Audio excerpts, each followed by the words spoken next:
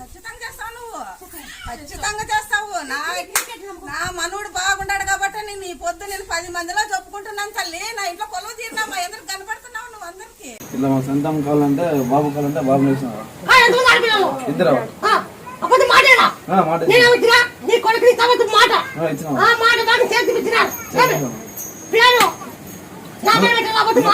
అందుకే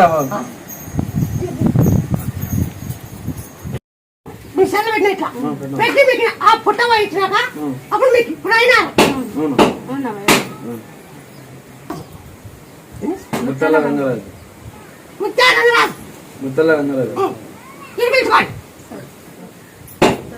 లేదా ముత్యాల శివ పెట్టుకుంటావా, ముత్యాల గంగా పెట్టుకుంటావా, ముత్యాల సాయి పెట్టుకుంటావా? 3 పేరు 3 పేరే మీ ఇష్టం. సరే.